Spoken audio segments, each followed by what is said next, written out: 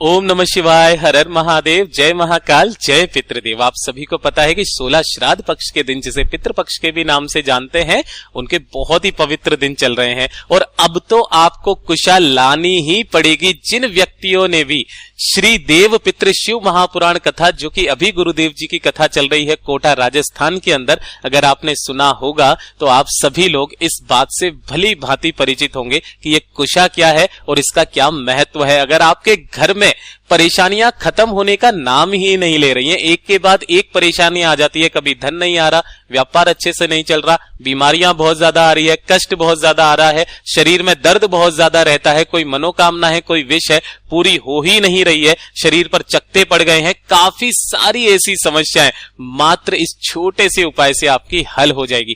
पूज्य गुरु जी की कथा से सुनकर के और समझ करके पूरे उपाय को और सारी बातों को बहुत अच्छे से आपको समझाऊंगा।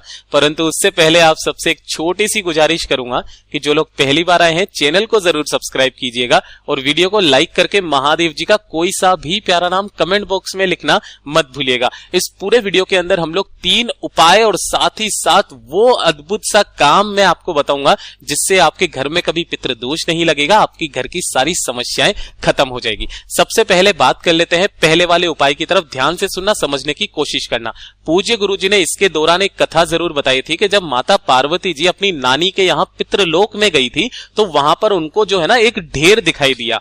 वो ढेर किसका था? कुशा का। अब भैया कुशा क्या होता है मैं आपको बता देता हूं। कुशा आपको कुछ इस तरीके से पूजा पाठ की सामग्री पर आपको मिल जाएगी। अगर आपने देखा होगा तो इस तरीके से कुशा के आसन भी आते हैं। जो पुराने जमाने के लोग होते थे ना, वो कुशा के आसन पर बैठकर ही पूजा किया करते थे, इसी पर बैठ करके। और जितने भी ऋषि मुनि होते थे ना, वो इसी पर सोया भी करते थे, जिनसे उनकी आयु लंबी हुआ करती थी। तो जब मैया पार्वती जी ने ये पूछा कि ये इतना ढेर किस चीज का है इस कुशा का, तब जो भगवान आर्यमा स्वामी थे उन्होंने इसके चमत्कारिक कारणों के बारे में बताया था। और पितरों के लिए ये बहुत ही ज्यादा लाभदायी होता है, तो अपने घर में इसे जरूर रखा कीजिए। पहले वाले उपाय के अंदर गुरुदेव ने बताया कि अगर आपके घर में आप नहीं चाहते हो कि किसी भी तरीके की कोई समस्या आए, आपके पितृ हमेशा खुश रहें, आपको कभी पितृ दोष ना लगे, है ना, और आपके पितृ सदैव आपको आशीर्वाद देते रहें, है ना, तो अपने घर में आपको इस तरीके से कुशा का आसन तो जरूर ही रखना चाहिए। क्या? कुशा का आसन जरूर रखना चाहिए। अब इसे रखने का भी एक नियम है, खास तरीका है। इसे आप केवल अपने घर में 3 स्थानों पर ही रख सकते हो, किसी भी और जगह पर मत रखना, वरना आपको पाप लगेगा। ठीक है ना, ध्यान से सुनिएगा। जो भी आपके पितृ देवता होते हैं ना, इनको समर्पित ये जो कुशा का आसन होता है, ये इनको तृप्ति दिलाता है, ये संतृप्त हो जाते हैं और इन्हें मोक्ष मिलता है। ये चीज ध्यान रखना। ध्यान से सुनना कैसे करना है। जब आप इसको लेकर के आओगे अपने घरों में, तो वो कौन से 3 स्थान है जहां आपको रखना है। सबसे पहला स्थान, जब आप अपने घर के अंदर की तरफ जाते हो ना, तो घर के अंदर की तरफ जैसे ही आप प्रवेश करते हो, वो मेन गेट नहीं जो लोहे वाला, वो वाला नहीं, अपने लकड़ी वाले गेट के बारे में बात कर रहे हैं। तो जब आप अंदर की तरफ जाओगे ना, तो इसके राइट हैंड साइड में इधर की तरफ जो भी दीवार हो, है ना, उस दीवार पर आपको लटकाना है। अगर लटका ना सको तो वहां पर अगर कोई कैलेंडर वगैरह, कोई तस्वीर वगैरह अगर कुछ लटक रही है ना, तो उसके पीछे की तरफ आप वहां पर लगा सकते हो। ठीक है, एक तो स्थान ये बताया गुरुदेव ने। दूसरा क्या बताया कि आप अपने घर के मंदिर में रख सकते हो, इतना पवित्र माना जाता है इसे, है ना। और अगर आपका जो मंदिर है, खुदा ने खास्ता भगवान की दया से आपका राइट हैंड साइड की तरफ ही इधर पड़ता है, जैसे कि हमारे घर में पड़ता है, ठीक है ना, तो आपको अपने मंदिर में दूसरा वाला स्थान, वहां पर आप इस कुशा के आसन को रख सकते हो। ठीक है ना, दूसरा स्थान ये हो गया। और तीसरा किचन के अंदर। तीसरा स्थान कौन सा बताया गुरुदेव ने? वो बताया किचन के अंदर, रसोई घर के अंदर। अब रसोई घर के भी अंदर किस जगह पर? ध्यान से देखना, जहां पर भी आपके पानी पीने का स्थान होता है या आपके पितरों को समर्पित होता है। ठीक है ना, अगर आपके घर में इस तरीके से परिंदा नहीं बना हुआ है, आपके आरओ सिस्टम वगैरह है, तो जिस जगह पर आरओ सिस्टम लगा हुआ है ना आपका, उस आरओ के पीछे की तरफ आप उस आसन को लगा दीजिए। और अगर आपका ये परिंदा घर में किसी और जगह पर है, किचन में नहीं है, तो परिंदे के आसपास अगर कोई खिड़की है, दीवार है, कोई खूंटा है, तो आप इस परिंदे के आसपास कहीं पर भी उस आसन को रख दीजिए। गुरुदेव ने कहा कि ये जो 3 स्थान होते हैं कुशा के आसन को रखने मात्र से आपके घर में कभी कोई बड़ा रोग बीमारी नहीं होती है। पितृ हमेशा प्रसन्न रहते हैं, आपको आशीर्वाद सदैव मिलता रहता है, उस घर में कभी कोई बड़ी समस्या नहीं आ सकती। पहला कार्य तो ये हो गया। दूसरा ये वाला बात बताई गुरुदेव ने कि जो भी व्यक्ति कुशा के आसन पर बैठने के मात्र से ही अगर वो पूजा करता है ना, कुशा के आसन पर बैठ करके पूजा भी कर लेता है ना, तो उसके आंखों के नीचे कभी भी काले दाग धब्बे नहीं पड़ते हैं, है ना, उनको भी कभी भी किसी भी तरीके की कोई स्किन समस्या नहीं होती है, ये चीज ध्यान रखना। ये दूसरा बताया। अब इसी के अंदर में अपन बात कर लेते हैं उपाय की तरफ। उपाय में क्या बताया गुरुदेव ने कि अगर आपको डर लगता है कि डॉक्टर आपको कहीं कोई बड़ी बीमारी ना बता दे, है ना, या फिर आपको लगता है कि आपके शरीर में कोई बड़ी भारी बीमारी हो चुकी है जो सही नहीं होगी, डॉक्टर के पास जाएंगे तो रिपोर्ट अपनी नेगेटिव आएगी, काफी ज्यादा गलती पड़ रही है ना, तो आप एक बार पितृपक्ष के दौरान इस वाले उपाय को करना।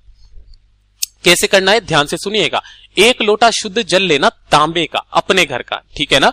हो सके अगर आपको इस तरीके से हरी वाली कुशा मिल जाए, है ना, तो बहुत अच्छी बात है। वैसे मुश्किल है तो आप पूजा पाठ की सामग्री की दुकान पर जाओगे ना, इस तरीके से आपको कुशा मिल जाएगी सूखी वाली, ठीक है ना। इस कुशा को लेकर के आना, एक है ना, ज्यादा नहीं, इस वाले उपाय के अंदर, और इस कुशा को आपको इसी जल के अंदर डाल देना है ना। धीरे धीरे करके जब ये कुशा का जल जो है इस कुशा को सोखने लगेगा, इसका अर्घ जो है वो इसके जल के अंदर आने लगेगा ना, उसके बाद में इस कुशा को बाहर निकाल देना। लगभग 1 या आधा घंटा इसे रखे रहने देना, ठीक है।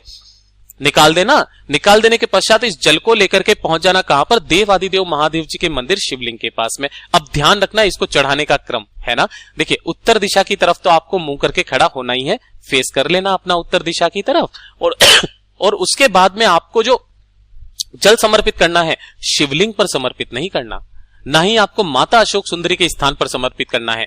ये वाला जो स्थान होता है शिवलिंग और माता अशोक सुंदरी के बीच वाला स्थान, है ना, इस वाले स्थान पर आपको ये जल समर्पित करना है काशी विश्वनाथ के नाम से। किसके नाम से? काशी विश्वनाथ के नाम से आपको ये जल यहां पर समर्पित करना। समर्पित करने के पश्चात जो भी जल बहता बहता जलाधारी से नीचे की तरफ आएगा ना, उसे आपको उस लोटे में इकट्ठा करना है। महादेव जी से अपना नाम और गोत्र बोल करके आपको कामना करनी है और इसे लेकर के घर पर आ जाना।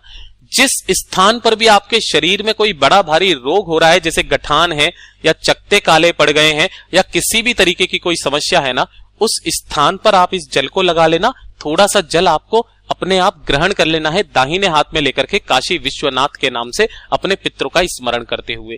यकीन मानिए उसके बाद आप डॉक्टर के पास में जाइए, आपकी रिपोर्ट पॉजिटिव आएगी, मतलब कुछ भी ऐसा वैसा कुछ नहीं आएगा, सब कुछ सही होगा। इतना बड़ा महत्व है महाराज कुशा का मात्र, ठीक है ना। अब तीसरे वाले उपाय के अंदर पूज्य गुरु जी ने बहुत ही अद्भुत, मैं इसको कम से कम 3 से 4 बार पहले बता चुका हूं। जितनी भी मेरी माताएं बहनें सुन रही हैं, देख रही हैं ना, अगर उनके शरीर में कहीं पर भी कोई दर्द रहता है, किसी भी तरीके की कोई बीमारी रहती है, जैसे घुटनों का दर्द हो गया, है ना, बदन दर्द हो गया, कंधे में दर्द होता है ना, या फिर आपके कमर में दर्द होता है, काफी सारी ऐसी समस्याएं जो महिलाओं को बहुत ज्यादा होती है, पुरुष भी इस वाले उपाय को कर सकते हैं। ध्यान से सुनना कैसे करना है। आपको लेना होगा 1 लोटा शुद्ध जल अपने घर का, ठीक है, ये ले लिया। इसे लेने के पश्चात अगर आपको ऐसी कुशा मिल जाए तो बहुत अच्छी बात है, नहीं मिलती है तो इस तरीके की कुशा ले लेना, ठीक है ना। और इसी वाले कुशा को आपको इसी लोटे के अंदर डाल देना है। डाल दिया। डाल देने के पश्चात इसे ढांक करके, है ना, ढक करके आपको कहां पर रख देना है? अपने पानी पीने के स्थान पर, जहां पर आपके पितृदेवों का स्थान होता है। आरओ सिस्टम है तो वहां पर रख दीजिए। यहां पर आप जिसके अंदर आपने कुशा डाल दिया ना, उसको इस तरीके से रख देना ढांक करके, और इसी के सम्मुख आपको एक लगाना होगा लंबी बत्ती का दीपक, और उस दीपक की बत्ती का मुख रहेगा दक्षिण दिशा में। अपने पितरों का स्मरण करते हुए एक दीपक यहां पर लगा देना। रात भर सो जाना। कब करना है ये? शाम को किसी भी दिन पितृपक्ष के दौरान, ठीक है ना। ये कर दिया। उसके पश्चात जब आप सुबह के टाइम पर उठोगे तो उठने से पहले आपको ना तो कोई जल पीना है, ना ही आपको मुंह धोना है, कुछ भी नहीं करना है। सीधा आपको किचन में आना है भगवान जी का ढोक दे करके, और उसके यहां पर आने के पश्चात इस वाले जल का आपको 7 बार पान करना है। कितनी बार? 7 घूंट आपको इसी वाले जल के पीने हैं। आपका मुख रहना चाहिए दक्षिण दिशा की तरफ। किस दिशा में मुख रहेगा? दक्षिण दिशा में आपका मुख रहेगा। पितरों का स्मरण करते हुए आपको इस जल के 7 घूंट यहां पर पी लेने हैं और उसके बाद में अगर कोई और भी व्यक्ति है उसे भी आप इसके 7 घूंट पिला दीजिए। इससे ज्यादा आपको नहीं पीना है। इसके 7 घूंट आपके शरीर का सारा दर्द खत्म कर देंगे। श्राद्ध पक्ष, पितृपक्ष के दौरान 2 से 3 बार इस उपाय को करके देख लीजिएगा।